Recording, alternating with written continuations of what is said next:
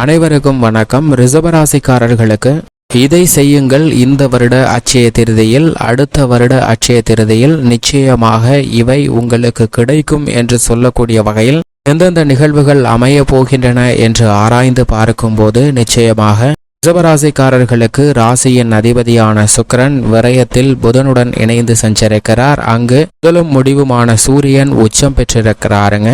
ஜன்மராசியில் ராசியின் ராஜயோகாதிபதியான சந்திரன் உச்சத்தில் இருக்கிறார். குருவும் அவருடன் இணைந்து சஞ்சரிக்கிறாருங்க. கேது 5லும், ராகு லாபஸ்தானத்தில் செவ்வாயுடன் இணைந்து சஞ்சரிக்கிறார். சனி 10ல் ஆட்சி பலம் பெற்றிருக்கிறார். இப்படி ரிஷபராசிக்காரர்களுக்கு இன்றைய தினத்தில் கிரகநிலைகளின் அமைப்பு இருக்க, இந்த வருட அட்சய திருதியில் இதை செய்தால் அடுத்த வருடத்தில் நிச்சயமாக இவை உங்களுக்கு கிடைக்கும் என்று சொல்லக்கூடிய வகையில் எந்தெந்த நிகழ்வுகள் அமைய போகின்றன, எந்தெந்த விஷயங்கள் மிக சிறப்பாக அல்ல வளம் குறையாத வகையில் கிடைக்கப் போகிறது என்பதை சற்று விரிவாக பார்க்கலாம். பொதுவாக அட்சய திருதை தினம் என்பது ஆண்டுதோறும் வரக்கூடிய ஒரு நிகழ்வாக பார்க்கப்படுகிறது. மற்ற தினங்களை விட அன்ற தினத்தில் என்ன சிறப்பு என்று பார்க்கும்போது, நவ கிரகங்களிலே பிதுர்காரகன் மற்றும் மாதுர்காரகன் என்று சொல்லக்கூடிய சூரியன் மற்றும் சந்திரன் 2 கிரகநிலைகளும் உச்சம் பெறக்கூடிய வேளையில் இந்த அட்சய திருதையானது அனுசரிக்கப்படுகிறது. இந்த வருடம் மே மாதம் 10 மற்றும் 11 ஆகிய தினங்களில் அட்சய திருதை அனுசரிக்கப்படுகிறது. மற்ற தினங்களை விட கூடுதல் சிறப்பு என்னவென்றால், நீங்கள் எதை செய்தாலும் அவை மேலும் வளரக்கூடிய யோகம் உண்டு. உதாரணமாக, அன்றைய தினத்தில் நீங்கள் புதிதாக தங்க நகை அல்லது சொத்துக்கள், வீடு, வாகனம் என செல்வ வளம் பெருகுவதற்கான பொருட்களை வாங்கும் போது அந்த செல்வ வளம் மென்மேலும் உயரக்கூடிய யோகம் கிடைக்கும். ஆனால் அதே வேளையில் நினைவில் கொள்ள வேண்டிய ஒரு விஷயம் என்னவென்றால், கடன் வாங்கி அந்த செல்வ வளத்தை பெருக்கும் போது கூடவே அந்த கடன் சுமையும் பெருகும் என்பதும் யதார்த்தமான உண்மை. எனவே இன்றைய தினத்துல கடன் வாங்கி செல்வ வளத்தை பெருக்குவதை விட செல்வ வளத்தை பெருத்து கொடுக்கும் போது அதை விட மிக பெரிய அளவுல செல்வம் உங்களுக்கு சேரும். இந்த நடைமுறைகளை நீங்கள் ஒப்பிட்டு பார்த்தால், ஒரு தங்க நகையை வாங்கி சேர்க்கிறோம் என்றால் தங்க நகையை விற்கின்ற கடைக்காரருக்கு செல்வ வளம் குறைய வேண்டும் தானே. ஆனால் அவருக்கும் செல்வ வளம் எப்படி கிடைக்கிறது என்று பார்த்தால், அவர் தன்னிடம் இருக்கக்கூடிய செல்வத்தை கொடுக்கிறார். அப்படி கொடுப்பதால் அடுத்த ஆண்டு அதை விட பல மடங்கு அவருக்கு செல்வ வளமானது கிடைக்கிறது. அதே போன்றுதான் வாங்க வேண்டிய விஷயம் என்று நாம் கருத வேண்டிய அவசியமே இல்லை. கொடுப்பதாக இருந்தாலும் பல மடங்கு உயர்வதற்கான யோகம் உண்டு. உதாரணமாக, ஒரு பணக்கார நபர் இருக்கிறார். அந்த பணக்கார நபர் அட்சய திருதை தினத்தில் தன்னிடம் இருக்கக்கூடிய செல்வங்களை மற்றவருக்கு பகிர்ந்து அளிக்கிறார், கொடுக்கிறார். தோராயமாக முதல் வருடத்தில் 1000 நபருக்கு கொடுக்கிறார் என்று வைத்து கொண்டால், அந்த பணக்கார நபர் அதே அட்சய திருதை தினத்தன்று அடுத்த வருடம் வரும்போது 2000 நபர்களுக்கு தானம் செய்யக்கூடிய யோகம் அவருக்கு கிடைக்கும். அடுத்த வருடத்தில் ரெட்டிப்பாக மும்மடங்காக உயர்ந்து கொண்டே செல்வதற்கான யோகம் கிடைக்கிறது. இன்றைய தினத்தில் நீங்கள் தானம் செய்யும் போது நாம் அனைவருக்கும் ஒரு சந்தேகம் வரலாம். அவனிடம் இருக்கக்கூடிய செல்வத்தை தானம் செய்த பிறகு அவனிடம் எப்படி செல்வ வளம் பெருகும் என்ற ஒரு கேள்வி நம் மனதில் எழலாம். அதை அனைத்தையும்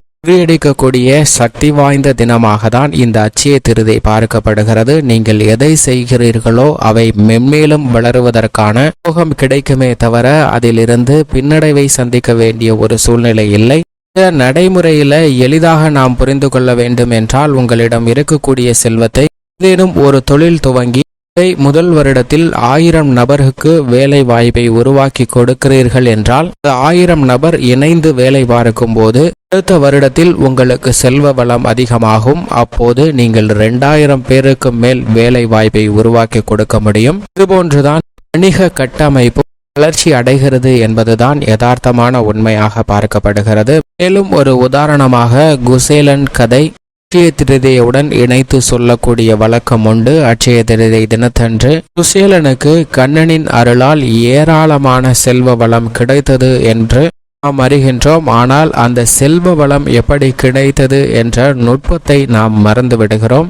ஏனென்றால் அட்சய திருதை தினத்தன்று கண்ணனை சந்திப்பதற்காக செல்லக்கூடிய குசேலன் வறுமையில் இருந்தாலும் கண்ணனுக்கு ஏதாவது கொடுக்க வேண்டும் என்ற எண்ணத்தில் தன்னுடைய வறுமையிலும் இருந்த சூழ்நிலையில் தன்னிடம் இருந்த அவள் கொஞ்சம் ஒரு துணியில் சுத்தி எடுத்துக்கொள்கிறார். அதை கண்ணனுக்கு கொடுப்பதற்காக இந்த எளிய உணவை கண்ணனை பார்த்த பிறகு அவருக்கு கொடுப்பதன் மூலம் குச்சேலனுக்கு கண்ணனின் அருளால் பல்பல செல்வங்கள் பெருகியது என்ற சிறப்பும் இந்த அட்சய திருதை நாளில்தான் உண்டு என்பது மிக முக்கியமான நிகழ்வாகவும் பார்க்கப்படுகிறது.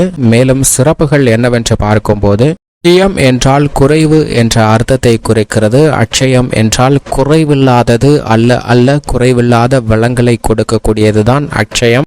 இவைதான் அட்சய திருதை என்ற சிறப்பு நாளில் அல்ல குறையாத வளங்கள் பெருகுவதற்கான யோகம் உண்டு. இந்த திருநாளில்தான் திருமாலின் அவதாரங்களில் ஒன்றான பரசுராமர் அவதரித்த நாளாகவும் பார்க்கப்படுகிறது.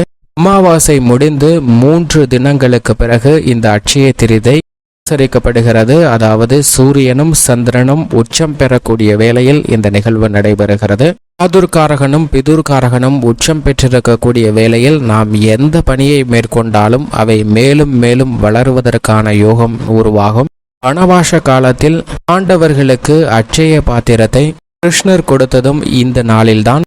கிருஷ்ணர் அட்சய பாத்திரத்தை திரௌபதிக்கு வழங்கிய நாளும் இந்த திருநாள்தான். ரிஷபதேவரின் நினைவு நாளாகவும் அட்சய திருதை அனுசரிக்கப்படுகிறது. அட்சய திருதையில் நாம் எதை செய்தாலும் அவை மென்மேலும் உயருவதற்கும் பெருகுவதற்குமான யோகம் கிடைக்கும்.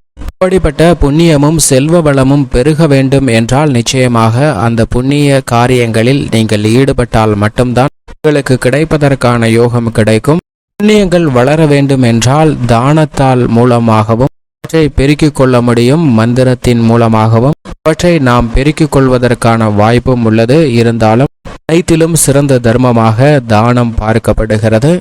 இவ்வளவு சிறப்பும் மேன்மையும் பெற்ற அட்சய திருதை தினத்தன்று நாம் என்ன செய்தால் நமக்கு என்ன கிடைக்கும் என்று பார்க்கும்போது, தர்மம் மூலமாக பலவிதமான நன்மைகள் நம்முடைய வாழ்வில் கிடைப்பதற்கான வாய்ப்பு உருவாகிறது. ஆடை ஆபரணம், செல்வம், தங்கம், வெள்ளி போன்ற உலோக முதலீடுகள் சேருவதற்கான யோகம் கிடைக்கிறது. குருவுக்கு உரிய உலோகமான ஒன்று மஞ்சள் நிறமுடைய இந்த தங்கம். இந்த அட்சய திருதை நாளில் தங்கம் வாங்கினால் நிச்சயம் தங்க வளம் பெருகும் என்பது ஒரு சிறப்பாக பார்க்கப்படுகிறது. அது மட்டுமல்லாது தங்கத்தை கொடுத்தாலும் அது தங்க வளம் பெருகக்கூடிய யோகத்தை தான் உருவாக்கி கொடுக்கும் என்பதையும் மறந்துட வேண்டாம். எந்தெந்த விஷயங்களை நாம் செய்ய வேண்டும் என்று பார்க்கும்போது, எவற்றை வாங்க வேண்டும் எவற்றை தர வேண்டும் என்று பார்த்தால், அட்சய திருதியை தினத்தன்று செய்ய வேண்டிய முதல் விஷயம் தானம், 2வது விஷயம் தவம் வழிபாடு, 3வதாக அட்சய திருதியை தினத்தன்று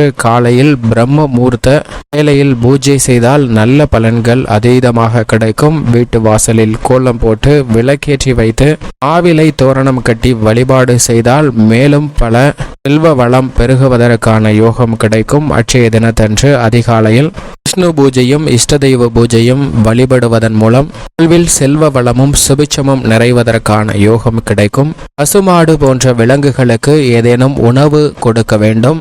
பறவைகளுக்கு நீர் வைக்க வேண்டும். தானியம் போட வேண்டும்.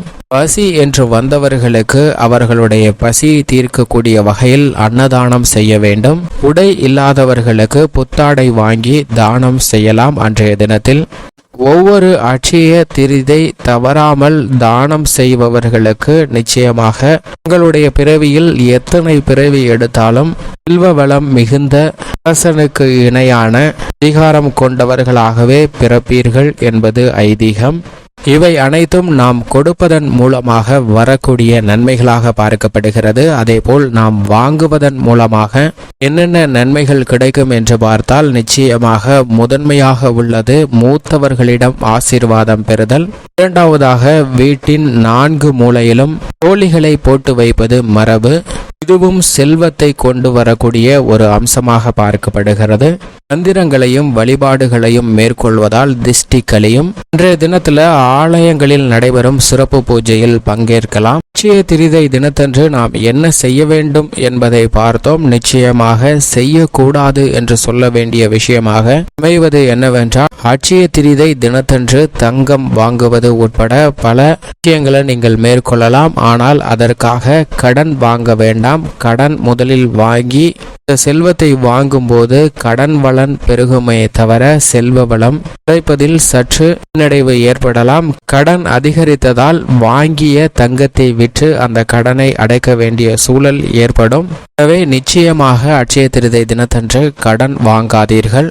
மேலும் என்னெல்லாம் செய்யலாம் செய்யக்கூடாது என்று விரிவாக பார்த்தோம். இந்த போன்ற விஷயங்களை மேற்கொண்டு இந்த வருடத்தில் நீங்கள் செய்யக்கூடிய சிறு தானம் என்பது அடுத்த வருடத்தில் நீங்கள் அவை மிகப்பெரிய அளவில் கொடுக்கக்கூடிய வகையில் உங்களுக்கு நிச்சயமாக வளர்ச்சியை ஏற்படுத்தி கொடுக்கும் என்பதுதான் அட்சய திருதியின் ஐதீகமாக பார்க்கப்படுகிறது.